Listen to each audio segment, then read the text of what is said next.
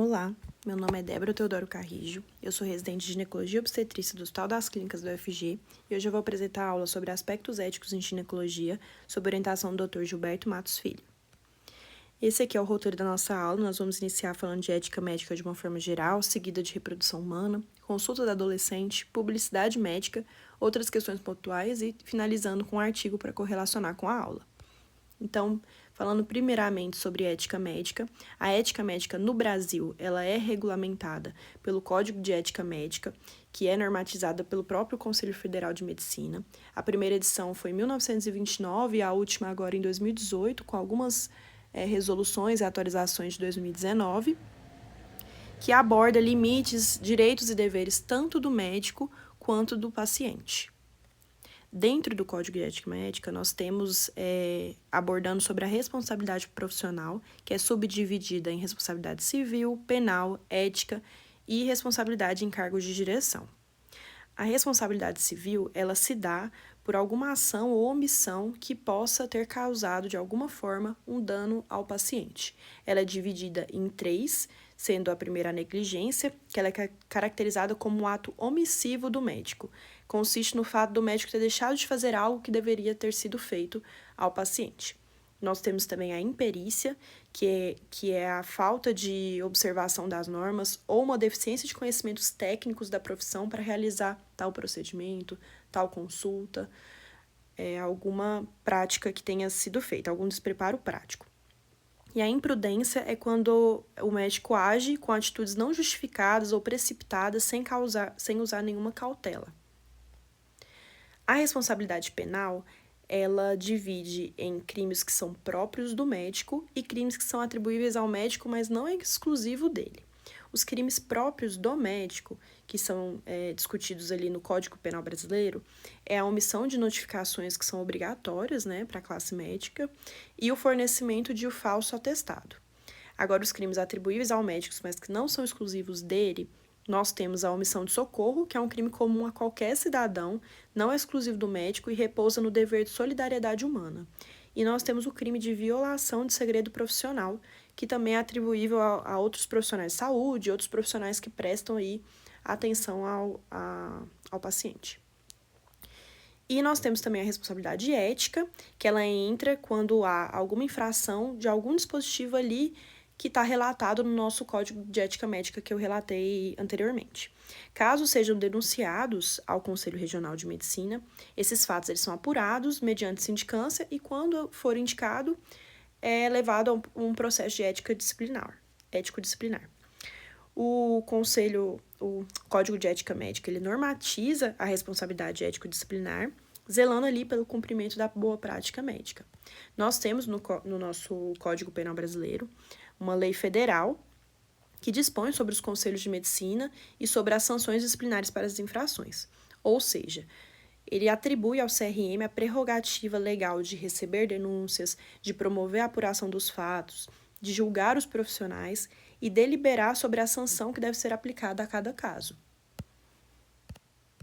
E, por fim, nós temos também a responsabilidade do médico em cargos de direção. Nós temos 2 cargos principais, que é o cargo como diretor clínico e como diretor técnico. O diretor clínico ele é escolhido ali pelos próprios médicos do corpo clínico por meio de uma eleição direta e representa o elo entre o corpo clínico e a administração da instituição. Já o diretor técnico, ele é aquele que vai ser o representante, o responsável perante os conselhos regionais de medicina, as autoridades sanitárias, o Ministério Público Judiciário e demais autoridades pelos aspectos formais do funcionamento da instituição em que ele presta assistência. E vários são os seus deveres, que são estabelecidos ali pelo CFM, principalmente o de zelar pelo cumprimento das disposições legais e regulamentares em vigor. Falando agora sobre reprodução humana, as técnicas de reprodução assistida no Brasil, elas são regulamentadas pela resolução do CFM 2320 de 2022, em que aborda que é proibido usar as técnicas de reprodução para outra finalidade sem ser a de procriação. Não se pode selecionar características biológicas, exceto nos casos para evitar algumas doenças específicas. No caso de algumas técnicas, nós temos ali o limite de embriões que podem ser utilizados por vez. Em mulheres com 37 anos ou menos, pode ser usado até 2 embriões. Maiores do que 37 anos, com limite até 50 anos de idade, nós podemos utilizar 3 embriões. Naqueles casos em que há aqueles testes genéticos pré-implantacionais e a gente consegue evidenciar embriões euploides, nós podemos utilizar até 2 embriões. Em caso de gravidez múltipla, é proibida a utilização de algum meio para redução embrionária. É obrigatório o consentimento informado quando o casal é submetido a técnicas de reprodução assistida. Não existe nenhum tipo de vedação ao uso de técnicas de reprodução assistida para relacionamentos homoafetivos e pessoas solteiras. E o número total de embriões que são produzidos em laboratórios deve ser comunicado ao casal para eles decidirem quantos embriões serão transferidos a frescos, e os excedentes viáveis devem ser criopreservados e após 3 anos eles podem ou descartar ou doar para pesquisa. Pode ser utilizado pelo próprio casal em momentos futuros ou até doados para casais inférteis. Nós temos também algumas questões pontuais relacionadas à reprodução humana. Nós temos o post-mortem, né, que são essas pacientes que faleceram, mas que tinham embriões ou gametas ali criopreservados, podem ser utilizados sim, se tiver uma autorização prévia dessa pessoa falecida. Nós temos também a doação de gametas e embriões, que é uma doação gratuita e baseada no sigilo, não pode ter uma comercialização desses gametas e embriões. Nós temos também a doação compartilhada de óvulos, que é feito ali entre 2 pacientes, por exemplo, 2 pacientes que estão realizando reprodução assistida, né? Uma pode estar ali tendo uma estimulação bem executada ali de óvulos e a outra não consegue e precisa de uma doação. Então, a escolha da doadora é a responsabilidade do médico assistente e pode ser feita entre as próprias pacientes de uma maneira sigilosa. Nós podemos fazer também o diagnóstico genético pré-implantacional de embriões, com base em procura de doenças genéticas ou na tipagem de HLA do embrião, para quando a gente precisa que ele seja compatível com, vamos supor, o primeiro filho daquele casal, que tem alguma doença que precisa ali de células-tronco. E nós temos também a gestação de substituição, que é a famosa barriga de aluguel. A paciente que vai doar, entre aspas, o útero, né, que é aquela cedente, ela atualmente, na última resolução da reprodução humana assistida, aborda sobre ter um filho vivo, pertencer à família de um dos parceiros com vínculo de até 4º grau, mas isso aqui pode ser extrapolado se levado para a justiça, avaliar caso a caso, e tem que ter um termo de compromisso estabelecendo claramente a filiação da criança. Agora nós vamos abordar sobre a consulta da adolescente. A consulta da adolescente, ela deve ser reconhecida, a adolescente, né? Deve ser reconhecida sua autonomia e individualidade, sendo garantida ali o direito ao sigilo e a confidencialidade das informações obtidas durante o atendimento. No caso de pacientes menores do que 14 anos, toda relação sexual de pessoa com menos de 14 anos é legalmente considerada um estupro, conforme estabelecido no Código Penal brasileiro, ainda que recíproco entre menores de 14 anos. A adolescente, ela tem direito à privacidade e confidencialidade da consulta a partir de 12 anos, conforme o Estatuto da Criança e do Adolescente, desde que tenha discernimento para compreender as orientações médicas e também para poder esclarecer as suas próprias questões para o médico. Quando que a gente pode fazer ali a quebra desse sigilo durante a consulta com o adolescente, sendo importante informar os pais ou responsáveis? Quando tem percepção de ideia suicida ou homicida, déficit intelectual relevante do adolescente, recusa a tratamento para doença de risco à saúde, vítima de abuso ou violência sexual ou maus tratos, gravidez com intenção de interrupção ou não, diagnóstico de doenças graves, risco de vida à saúde de terceiros, sinais de dependência a drogas, autoagressão, relação sexual com idade menor de 14 anos, independente da idade do parceiro, e qualquer outro caso em que a não revelação possa causar danos ao paciente ou à saúde de terceiros. Agora abordando sobre contracepção na adolescência. Em menores de 14 anos, o médico tem obrigação ética de acolhê-los e orientá-los, estando dentro de sua autonomia profissional a decisão de prescrever o anticoncepcional, devendo obrigatoriamente comunicar o fato aos pais ou representantes legais nessas pacientes menores de 14 anos. Caso a paciente veja a consulta sozinha, deve relatar tudo no prontuário. A contracepção pode e deve ser prescrita baseada nos princípios de proteção da adolescente. E lembrando que deixar de prescrever um anticoncepcional por ela estar desacompanhada seria uma forma de negligência pelo risco da gravidez a que ela está sendo exposta. Em adolescentes entre 14 e 18 anos incompletos, a contracepção é uma medida importante de saúde pública para prevenir a gravidez indesejada e proteger a saúde reprodutiva, garantindo o direito à autonomia e informação. Deve-se respeitar a autonomia dessa paciente na escolha dos métodos contraceptivos que ela queira usar, desde que ela tenha maturidade suficiente para entender as implicações do seu uso. O médico pode prescrevê-lo sem a necessidade dos pais ou dos responsáveis. Já os LARCs, eles podem ser sim indicados, mas é recomendado o consentimento dos pais e dos responsáveis, assinando um termo de consentimento informado, porque são métodos invasivos que são mais passíveis de complicações. Agora, abordando um pouco sobre publicidade médica. A publicidade médica no Brasil ela passou a ser bem regulamentada a partir da Resolução 2336 de 2023, que entrou em vigor em março de 2024, que traz alguns adendos para a gente entender melhor como médico. Um deles é sobre a imagem do paciente. Antigamente não podia ser utilizada a imagem do paciente em hipótese alguma, e agora tem alguns adendos para a gente utilizá-la. Deve vir acompanhado de um texto educativo, incluindo indicações e fatores que possam impactar negativamente aquele resultado, incluindo aquelas postagens de antes e depois.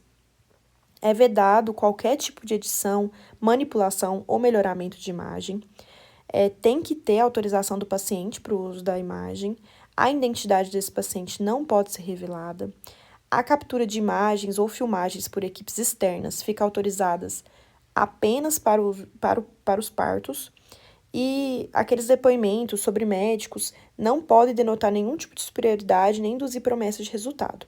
Então, mesmo aqueles pacientes que postam algo e marcam o médico, a partir do momento que o médico reposta aquela postagem, passa a ser uma publicação própria. Então a gente sempre tem que tomar cuidado em relação a denotações de superioridade em que o próprio paciente escreveu ali naquela publicação.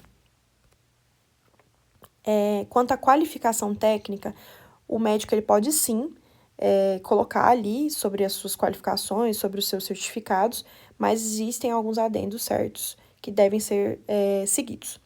O especialista, ele tem que colocar ali a especialidade acompanhada do número de RQE.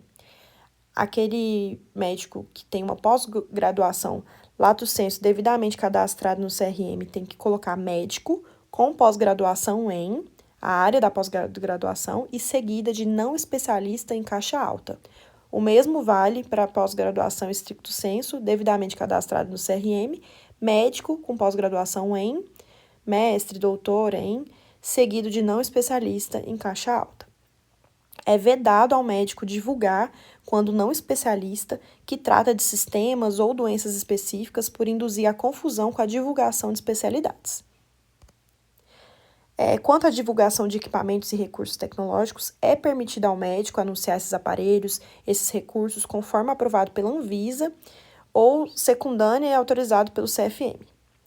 E é vedado ao médico atribuir uma capacidade privilegiada a essas aparelhagens, divulgar equipamentos ou medicações que não têm registros na Anvisa e participar de propaganda e publicidade de medicamento, insumo médico, equipamento, alimento e qualquer outro tipo de produto, induzindo a garantia de resultados. Por fim, nós temos algumas outras questões pontuais para abordar.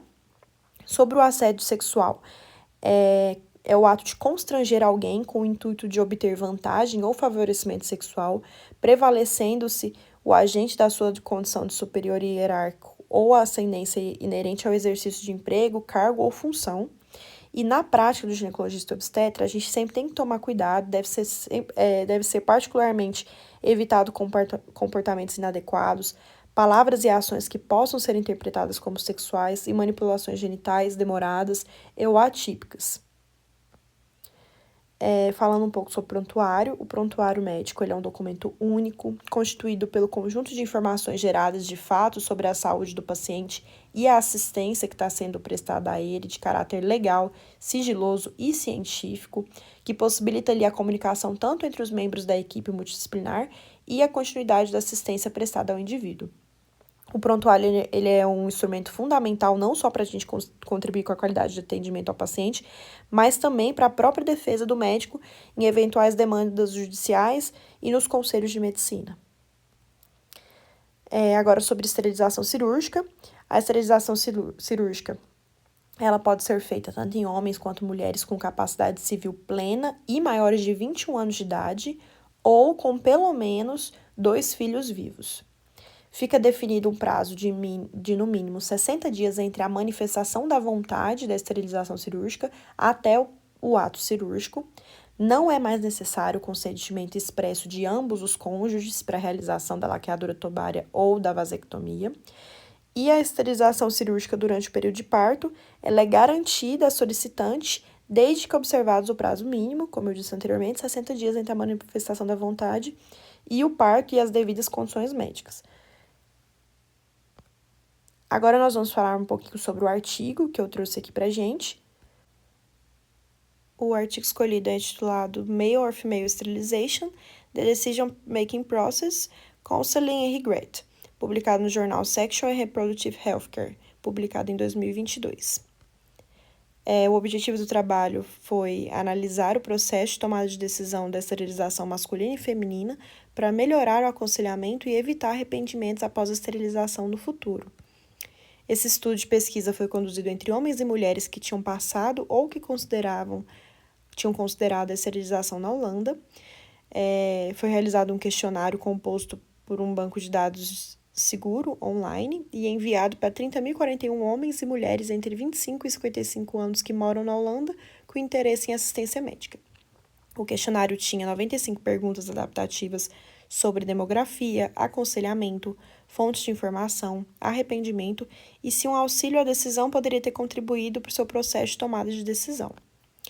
Um total de 1.107 questionários foram incluídos, sendo 467 pessoas esterilizadas e 586 que haviam considerado a esterilização. Foi evidenciado que o nível de educação no grupo de esterilizados e que consideraram a esterilização era maior do que o nível médio de educação na Holanda como um todo. Mais de 90% desses grupos estavam atualmente em um relacionamento, com média de 20 anos para aqueles que haviam sido esterilizados e 16 anos para aqueles que consideraram a esterilização. Dentro desse grupo dos considerados, nós temos pessoas que consideraram a esterilização, mas decidiram usar por um outro método, que consideraram a esterilização, mas os médicos negaram por ser muito jovens, pessoas que ainda estão esperando pela esterilização e 42,2% desse grupo possuem já um parceiro esterilizado.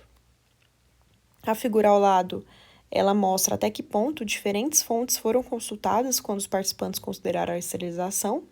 Em ambos os grupos, a fonte mais consultada foi o próprio parceiro. No grupo esterilizado, isso foi seguido pelo médico especialista, sites de internet e clínico geral. E no grupo considerado, ele consultou sites de internet com muito mais frequência do que o grupo esterilizado. Um total de 88,9% do grupo esterilizado respondeu que estavam muito bem informados quando consideraram a esterilização, mas quando eles foram questionados sobre quais métodos conheciam, apenas 76% das mulheres e 45% dos homens conheciam a laqueadura tubária laparoscópica, e 64% das mulheres e 77% dos homens conheciam a vasectomia tradicional. Menos da metade dos representantes no grupo esterilizado conheciam qualquer um dos outros métodos disponíveis. E quais foram as razões para terem escolhido o tipo de esterilização? Dentro da esterilização masculina, os motivos foram procedimento mais fácil, descontinuação de outros métodos contraceptivos e o ponto de vista do parceiro. Já na esterilização feminina, os motivos foram a descontinuação de outros métodos contraceptivos, simultaneidade com outra operação, o ponto de vista do parceiro e conselho médico. No grupo que considerou a esterilização, apenas 67,4% responderam que estavam bem informados quando consideraram a esterilização, sendo que apenas 43% das mulheres e 30% dos homens conheciam a laqueadura tubária e 45% das mulheres e 60% dos homens conheciam a vasectomia tradicional. E menos da metade desse grupo conhecia qualquer um dos métodos disponíveis. Por fim, nós vimos também que teve um total de 7,7% das pessoas que relataram ter arrependido após a esterilização, o arrependimento ele foi relatado com uma maior frequência por mulheres do que por homens, sendo respectivamente 10,5% em mulheres versus 5,1% em homens. E os participantes esterilizados com uma idade mais jovem relataram com mais frequência ter arrependimento. Um total de 16% de 50 entrevistados esterilizados com 30 anos ou menos e 6,5% de 338 entrevistados esterilizados com mais de 30 anos relataram ter arrependimento após a esterilização. 20% das mulheres e 9,5% dos homens esterilizados com menos de 30 anos relataram ter arrependido após a esterilização. Os motivos mais importantes para os arrependimentos relatados para os homens foi complicação, dor, um novo desejo de engravidar e divórcio ou novo casamento. Para as mulheres foi dor, complicação, um novo desejo de engravidar e sintomas menstruais. Um total de 21,1% no grupo esterilizado e 38% no grupo que considerou a esterilização responderam que gostariam de ter recebido um auxílio à decisão quando consideraram a esterilização. Então, para concluir, as descobertas desse estudo elas fornecem um insight no processo de tomada de decisão em relação à esterilização. Em média, 7,7% dos entrevistados se arrependeram da esterilização depois. A maioria dos participantes se sentiu bem informada quando considerou a esterilização, mas quando eles foram questionados, teve ali uma falta de conhecimento sobre os diferentes métodos de esterilização. Esses resultados mostram para a gente a importância de se desenvolver um auxílio à decisão para casais que consideraram a esterilização. E o próximo passo será desenvolver esse auxílio à decisão e validar seu papel no processo de tomada de decisão para melhorar o aconselhamento e diminuir ou, idealmente, prevenir o arrependimento após a esterilização no futuro. E casando também aí com a nossa aula, tá aí a importância de ter uma regulamentação no processo de esterilização cirúrgica, quanto à idade, número de filhos, o tempo que colocou lá de 60 dias, tudo isso é importante aqui no processo de tomada de decisão. Essas foram as referências da nossa aula. Muito obrigada.